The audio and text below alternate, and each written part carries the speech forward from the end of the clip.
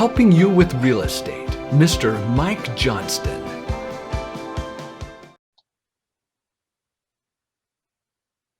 Welcome, everybody. Today, we're going to be talking about form simplicity. And I'm logged into the Idaho Association of Realtors portal, which is currently providing access to members throughout the state of Idaho, if you're a Realtor member, to have access to this.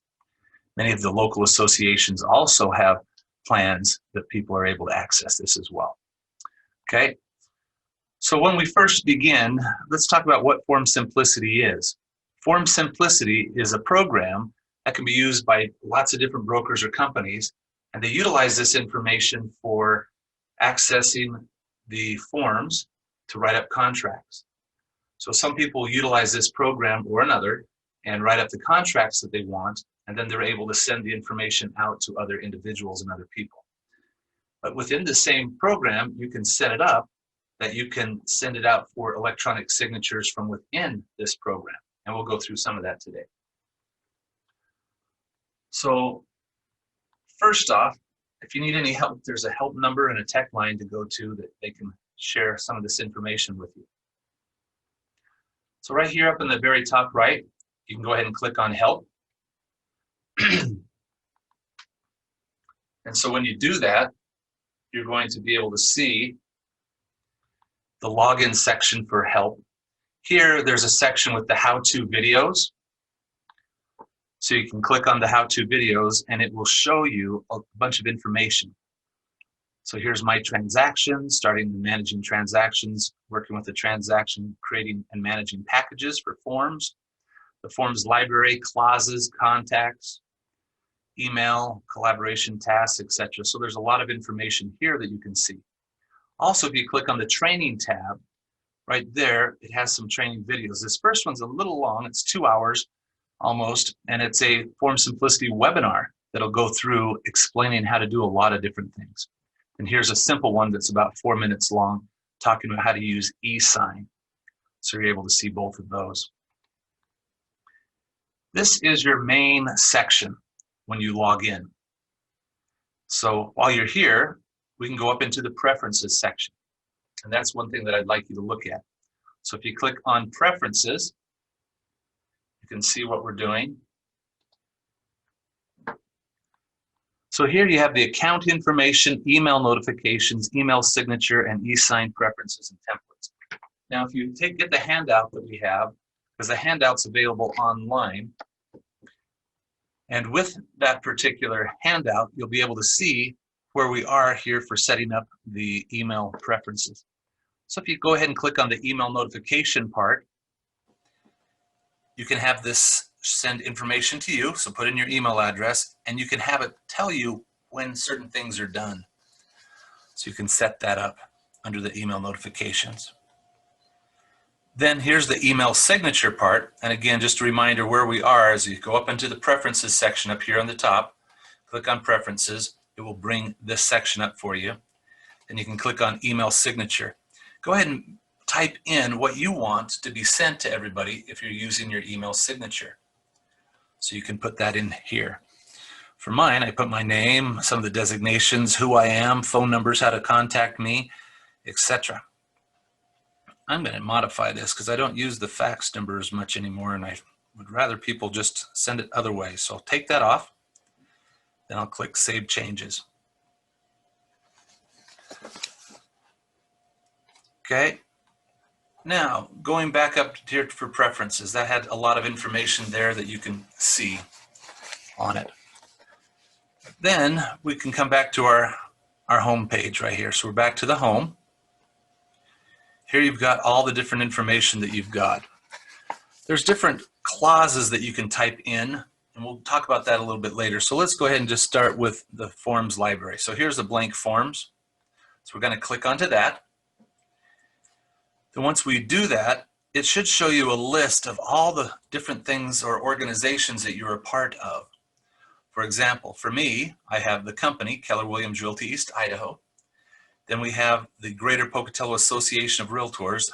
It drives me crazy to put board here because it's an association. Then there is Idaho. This would be all of the forms that are provided by the Idaho Association of Realtors. That's an important one. Then here's for an MLS, Intermountain MLS. So Boise, Ada County, I have access to that. Then here's Fannie Mae. So you may or may not see all of these things. You probably will see the Keller Williams Realty East Idaho and the Idaho ones. So inside each of these, there's different little forms. And let's just briefly see what there is. So if we click on the company ones, the commission disbursement form. There's 3 different HUD forms that may be necessary. Home warranty and professional inspection addendum. Lead disclosure. Now this lead disclosure is different than the other one that we have in the Idaho forms. There's 2 different ones and some people prefer one over the other. The receipt of earnest money. Here's the referral form if you need to send out a referral. And another day for one of our building blocks, we're going to talk about how to send and receive referrals and how to do that. Request to cancel a listing, request to withdraw a listing, and a utilities request form. So we have all these different forms that are available that you may need. Going down to Idaho. Here we have the agency disclosure brochure for a buyer, and here's one for the seller. Now you may be wondering, why is there, or what's the difference between the 2 forms? They're the very same form. However, if you're going to send them out for signatures, you want to have it be coded correctly for who you're sending it to. So the buying one is coded that if you're going to sign a buyer for signatures, it will have them sign it in the right spot. So keep that in mind. For your protection, get a home inspection, lead-based paint disclosure, lead in your home brochure, the RE10, RE14, 16, and you can go on here and see all the different little things. Now the order of it here is a little different. The top ones are more used and then it skips them, so they're not always exactly in the right order by number for things. So if you want a blank form, you can come in here and click on one of these and you'll be able to see it. But let's back up, and so that was the forms library. The next tab right here you see is the forms packages. If we click on that, you'll be able to see the brokerage-wide and personal packages. So right now, brokerage-wide, these are some templates that have been put together, and it shows who created them. So I guess I did it. And it shows when I created those. But they have the updated modified forms in them.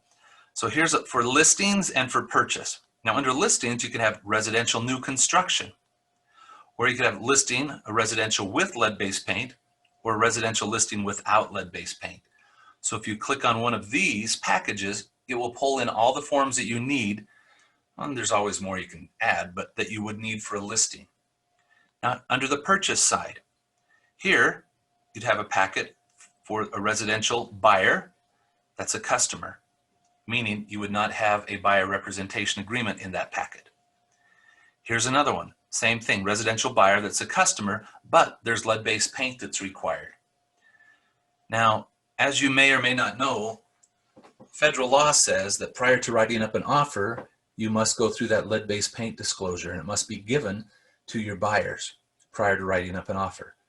So what we have here is that particular form blank, just in case you don't get one from the listing agent. If that's the case, you could have them fill this out that you made the disclosures to them that if there is lead-based paint, what they need to do. And that way you're in compliance with the law. The next 2 would be purchase, residential with buyer representation. So it would include the buyer representation agreement. And this bottom one, same thing, but it also includes the lead-based paint. Now, if you create a packet, you can save them and you can call it whatever you want, and it will save them down here so you can utilize them.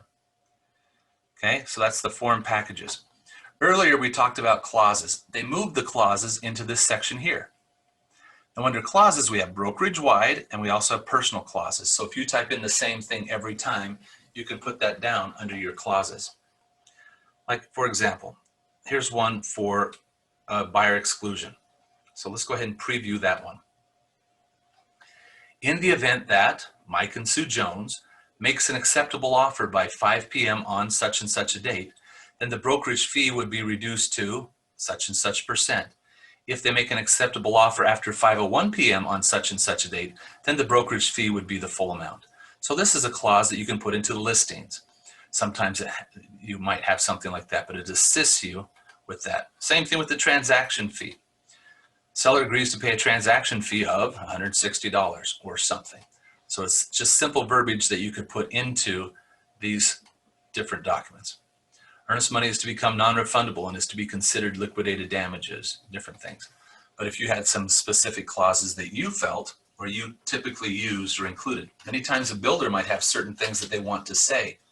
So you could have that as a clause, and each time you're doing a listing or a counter or some other thing, filling out documents, you could have that already prepared and able to be typed. So those are all the different little things, okay? So what we're going to do is we're going to go through and create a transaction in this particular package or in this particular setup. So if we start at the home, so let's click on home and we'll start there. You can either start a transaction or you can start with blank forms. Let's go ahead and say start a transaction. Now, sometimes you just need one form, so you can come in here and click on the blank forms and fill it out for what you need, an addendum or something. But if you already have a transaction, you'd go into that transaction and add that document to the transaction here. But sometimes, well, all this information we have here, it gets transferred into the KW command. So sometimes you'll get documents from other people and you put it directly in there. But if you wanted to sign things, you could do some things here too. So let's just pretend and click on start a new transaction. Now here it's going to ask us, well, what transaction or where are we going? I'm going to type in 675 Pamela. Now the transaction name I can click to be the same as the address. Now on this particular one, it's going to ask me what type of property is it? Is it a listing? Is it a purchase? I'm going to say that it is, well, first off, it's residential and the type is going to be a purchase. Down here below, I can click on the different types. It's going to be a purchase with a buyer as a customer, let's say. So I highlight that one. Then I go create transaction. Now what it does is it goes ahead and it creates a transaction. I can come in here and I can add a picture if I want to or other things, put in the MLS number, other information here, the price, etc. But it started off with two different files here for me, for forms rather, as they call them. The agency disclosure brochure for the buyer and the purchase and sell agreement. Now if I click on that purchase and sell agreement right here, it pulls it up and it's empty. Okay, it has a few things because we're using a template. So under the Office templates, there's a few little things that are filled out. So that's about it there. But let's close that out. Now with that said, there's a few things that we can do here. So here's our forms, files. Those will be things that we can import that have been signed or sent out for signature and come back. Transaction participants, tasks, e-signing sessions, etc. Let's go to the transaction participants. Here I can add who the seller is. I can add buyer information. So let's go ahead and click on add buyer information. So here I'm going to type in who the buyers are.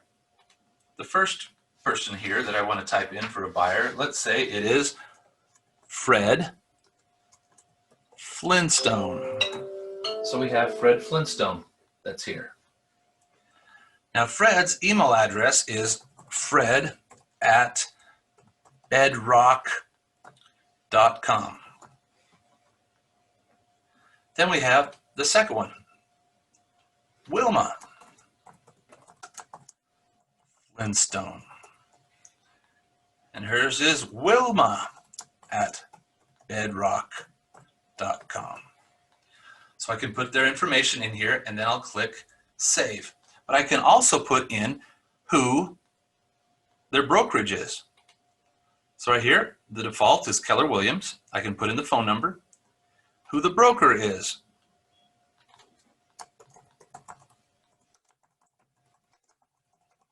The reason we can put some of this information here is it'll save it for the transaction. Then here's for the agent's name, and it's going to be the same in this case. But if you put that information in here, then you don't have to worry about it when it needs one of those spaces on other locations. And I'm going to put down Mike at MikeJohnston.com. So we'll save that information. So now we have that for the seller information that's here. Okay? That makes sense? Great. Now, what we're going to do is under this tab, we have the information for the people. Let's come in here. Over here at the very top, it says import property data. What does that mean? Well, this property happens to be listed on the multiple listing service.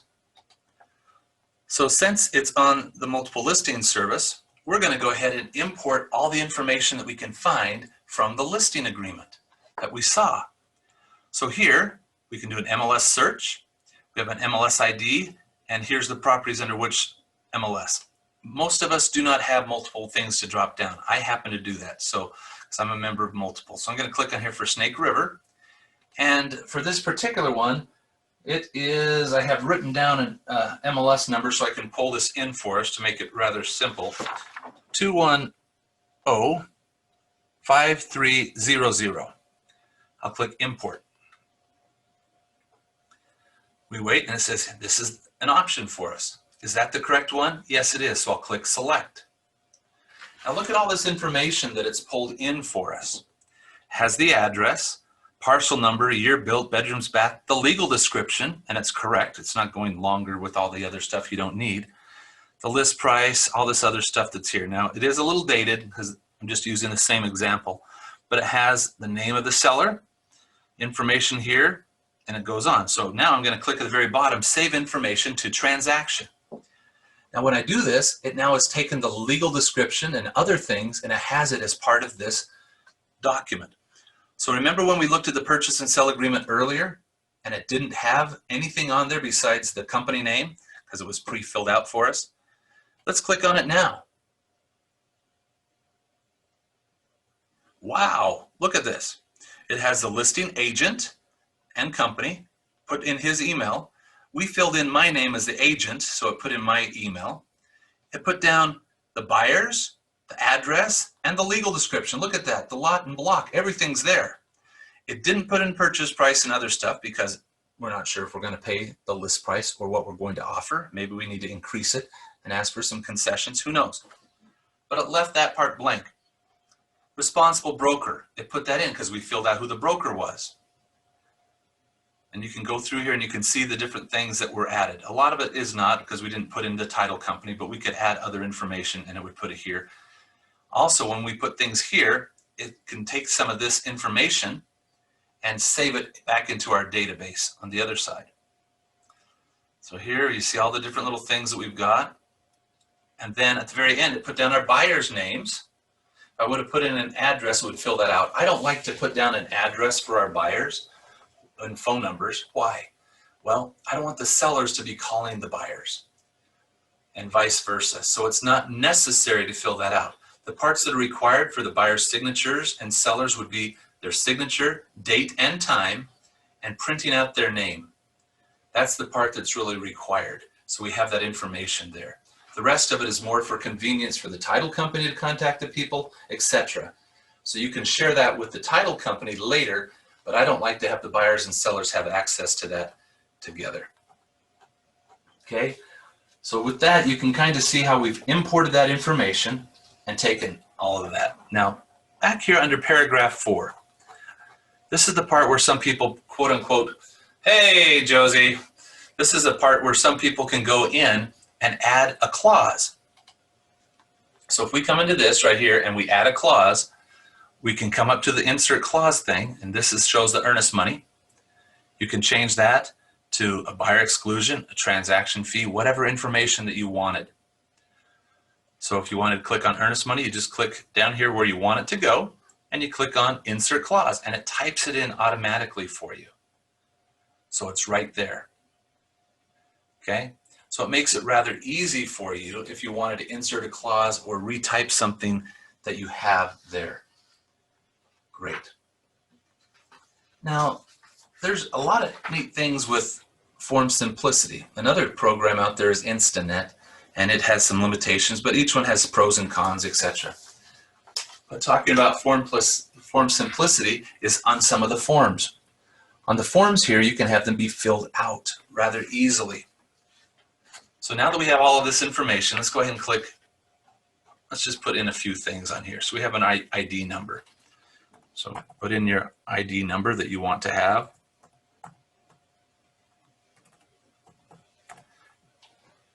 Today's date. Got their names, purchase price. Let's say that we're going to offer $350,000.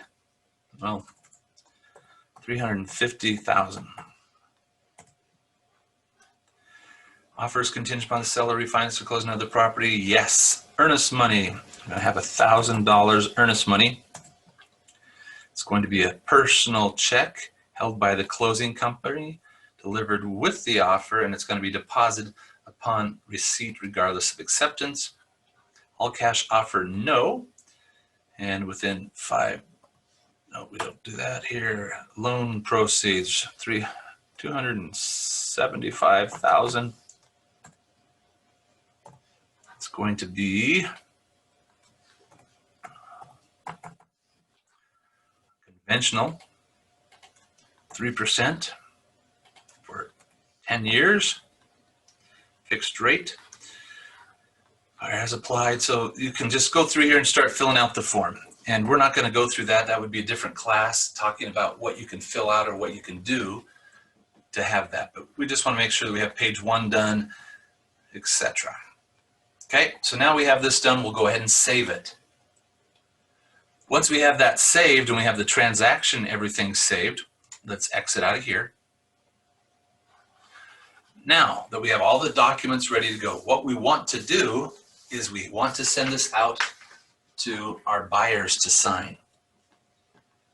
So we look across here, we see the e-sign. We'll click on e-sign. But what do we want them to sign? So we want to take this and this form and click e-sign. Here it's going to say, who do you want to have be the signers? Well, it's pulling up who we have with email addresses. I'm not going to send it to the other agent, but I'm going to send this to both buyers. I don't want to take it for me to sign. There's nothing really for me to worry about. So I'll have those two, and I can click create new session, or I can use DocuSign. Here we're going to go ahead and stay here in this program for today. So we'll create a new session. We click on that. It starts to prepare all of the documents for us.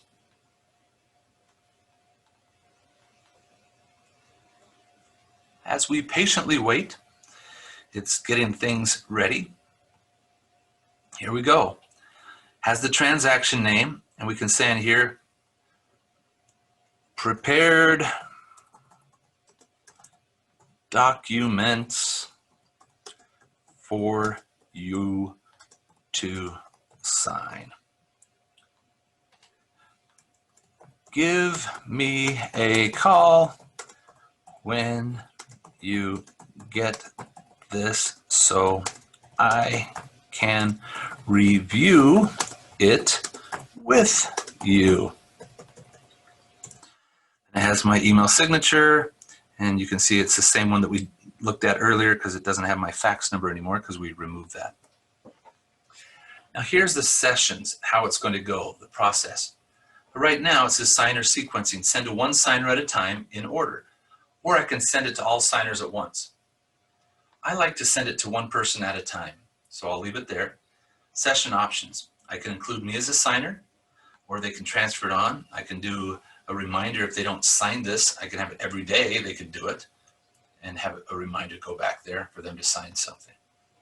Okay? So after I have that ready, I'll click on Next. Now from here, it comes over to this inviting signers. It shows who the people are. I can change the order. Let's say Fred's a little slow at responding. I want to get things started. So I'm going to come down here to Wilma and have Wilma be first. And then Fred's going to be second. So those are the two signers that I want to have. Right there, we've got them.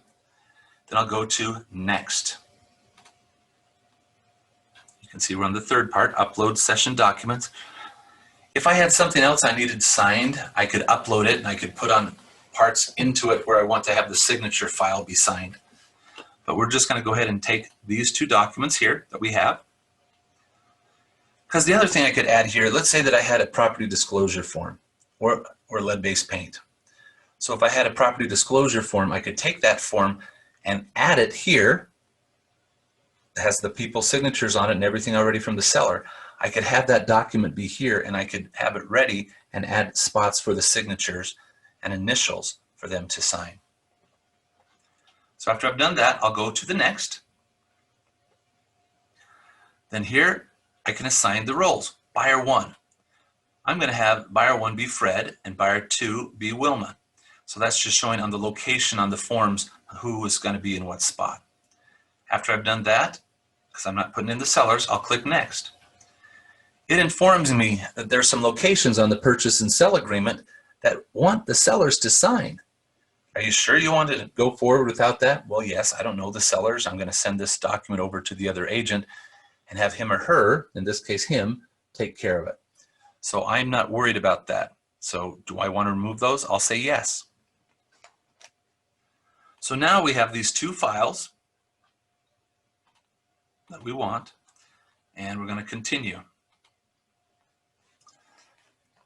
Now I can add signing locations, meaning I can put spots on here if I need an initial or a signature, a date, or add some other words in here. So I'm going to just preview what's happening. So here's the first one, and it has the office and the phone number, so that's fine. And it shows who's going to sign where, and it's going to put the date of when each person signed. That's correct. Come to this next page. I look at that. Everything's fine. And I have the buyer's names, initials, and dates, so that's fine. I continue to go through here and I just look at all the different spots. And everything seems to be fine. Okay? So if that's the case, then what I'll do is I'll click on Next. If there wasn't, or I needed to remove something, I could highlight one of these things in that red little box. I can remove that spot. Okay? So like here for the AM and PM. I'm going to delete that. Oops, undo. I just did that, so I want to put that back. But I'm going to delete the AM PM part just to show you that I can delete stuff. Okay, so I'm going to insert date and time, and I'm under Wilma. So date and time, I'll drag that over here, and I can put that there. So it's changed it a little bit. Instead of just the time, I have date and time, just so you can see that you can drag and drop things over.